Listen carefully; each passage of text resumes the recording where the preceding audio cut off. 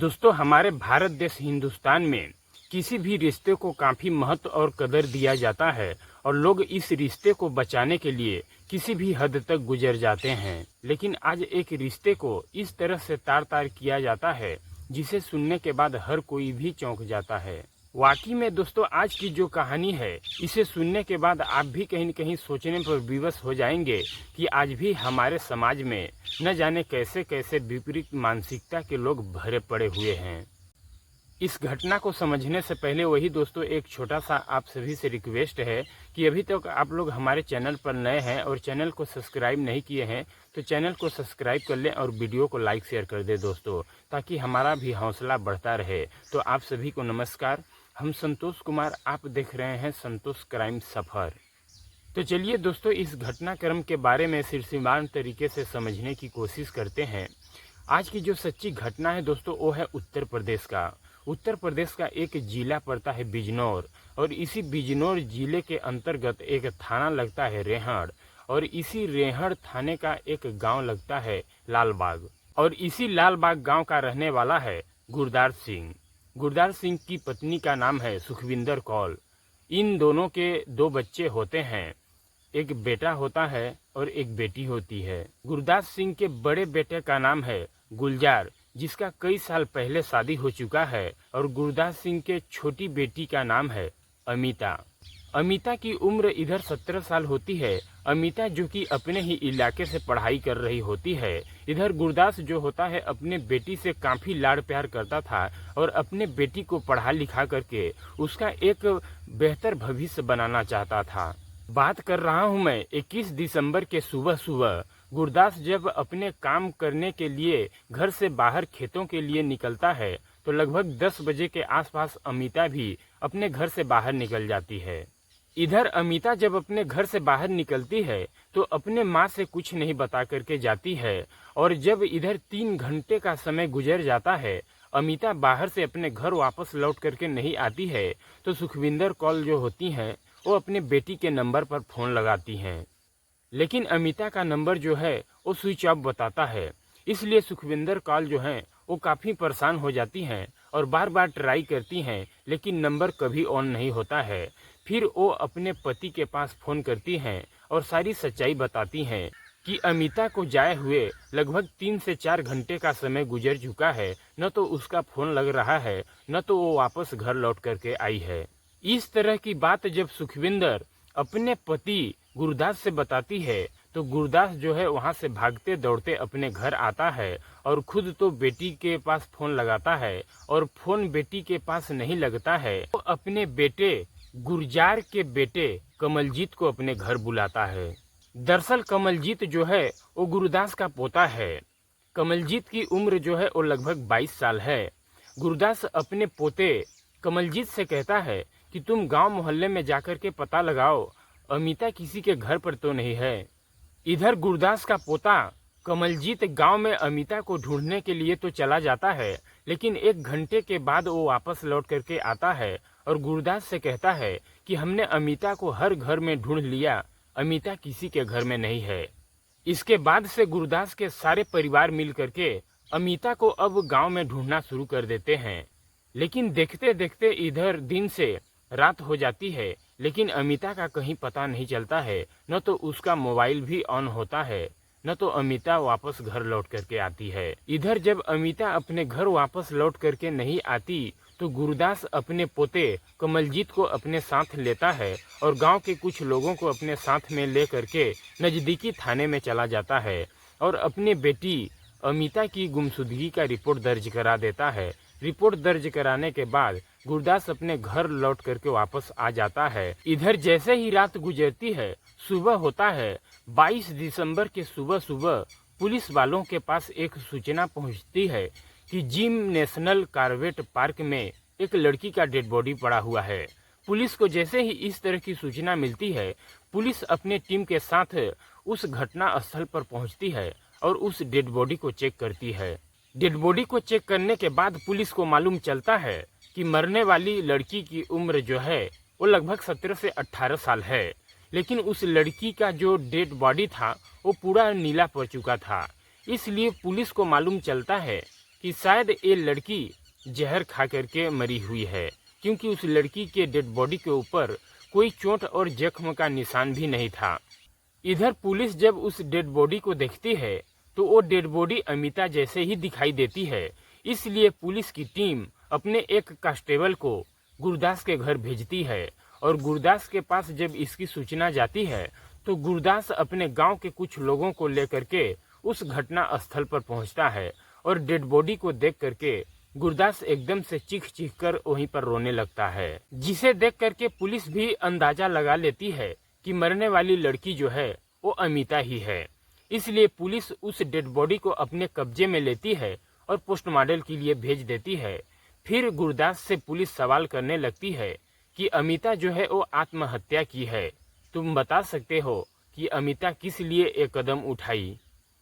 इधर पुलिस जब खुदकुशी करने की बात कहती है गुरदास से तो इस बात को सुन करके गुरदास भी एकदम से चौंक जाता है और पुलिस वालों को जवाब देते हुए कहता है कि नहीं सर, हमारी बेटी खुदकुशी नहीं कर सकती है।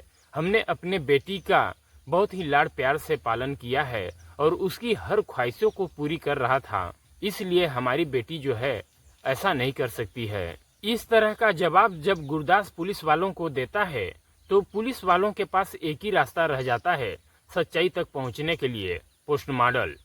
फिर जब 2 दिन बाद पोस्टमार्टम निकल करके आता है अमिता का तो उससे पुलिस वालों को ये मालूम चलता है कि अमिता जहर तो खाई थी, उसका गला दबा करके हत्या तो किया गया था, लेकिन अमिता जो है 4 महीने का प्रेग्नेंट भी थी। इधर जब इस तरह का पोस्टमार्टम रिपोर्ट निकल करके पुलिस के सामने आती है तो पुलिस को लगता है कि अमिता का हत्या शायद उसका प्रेमी ने किया होगा, या तो जब घर वालों को मालूम चला कि अमिता जो है 4 महीने की प्रेग्नेंट है तो उसके घर वालों ने उसका हत्या किया होगा, फिर उसके डेड बॉडी को जो है ठिकाने लगा दिया। इस सच्चाई को जानने के लिए पुलिस सबसे पहले गुरदास को थाने बुलाती है और गुरदास से ही पूछताछ करने लगती है। थाने में पुलिस सबसे पहले गुरदास से ये सवाल करती है कि तुम्हारी बेटी जो है 4 महीने की प्रेग्नेंट थी। इस बात को सुन करके गुरदास जो है उसके पैरों तले से जमीन खिसक जाती है और वो सोचने लगता है जब गांव वालों को ये मालूम चलेगा कि हमारी बेटी 4 महीने की प्रेग्नेंट थी तो हम किसी को मुंह दिखाने लायक नहीं रहेंगे। फिर पुलिस उससे सवाल करती है, तुम्हें किसी के ऊपर शक है कि जिसका प्रेम प्रसंग तुम्हारी बेटी अमिता के साथ चल रहा हो। इस पर गुरदास पुलिस वालों को जवाब देते हुए कहता है कि नहीं सर, हमारे बेटी का किसी से प्रेम प्रसंग नहीं चल रहा था, लेकिन सबसे बड़ी हैरान कर देने वाली बात ये थी कि पिछले 4 महीने से अमिता के पेट में आखिरकार किसका बच्चा पल रहा था। फिर पुलिस जो है इस घटना को जानने के लिए अपने तमाम खबरियों को लगा देती है। उधर गुरदास पुलिस स्टेशन से अपने घर जब वापस लौट करके आता है तो घर देखता है कि उसका जो पोता होता है कमलजीत, जब से अमिता की हत्या हुई थी वो काफी परेशान नजर आ रहा था। इधर जैसे ही 4 दिन का समय और बीतता है तो एक खबरी पुलिस स्टेशन में जा करके पुलिस वालों से बताता है कि सर, जब हम गांव में कुछ लोगों से पूछताछ कर रहे थे तो गांव के ही कुछ लोग बताए जिस दिन अमिता का हत्या हुआ था उस दिन अमिता और कमलजीत गांव से बाहर जाते हुए दिखे थे। जब इस तरह का बात खबरी पुलिस वालों को बताता है तो सबसे पहले पुलिस गुरदास के घर पर जाती है और कमलजीत को वहां से गिरफ्तार करके थाने में ले जाती है। इधर थाने में जब कमलजीत से पुलिस अमिता के हत्या के बारे में पूछताछ करती है तो कमलजीत जो होता है वो रोने लगता है और पुलिस वालों को जवाब देते हुए कहता है कि हाँ सर, हमने ही अमिता का हत्या किया है, हमारे पास और दूसरा कोई रास्ता नहीं था।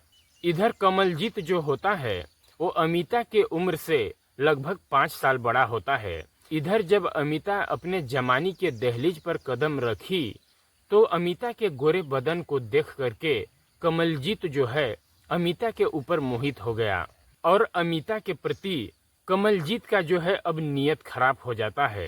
कमलजीत अब जो है अमिता को पाने की चाह में लग जाता है। चूंकि दोनों एक ही छत के नीचे रहते हैं तो दोनों का मुलाकात होता ही रहता है।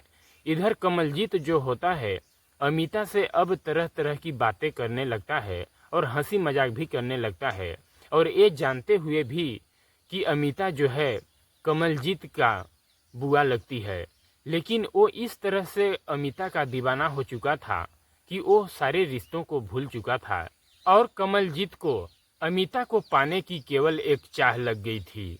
इधर कमलजीत जो होता है वो हंसी मजाक करते ही करते अमिता से कुछ ऐसे शब्द बोल देता है जिसे कहीं न कहीं अमिता भी समझ जाती है, और वो जान लेती है कि कमलजीत जो है वो कहीं न कहीं हमें पसंद कर रहा है।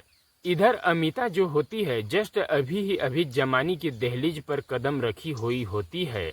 कहीं न कहीं अमिता भी अपने आप को कंट्रोल नहीं कर पाती है, और एक दिन भतीजा और बुआ के बीच में अवैध संबंध बन जाते हैं।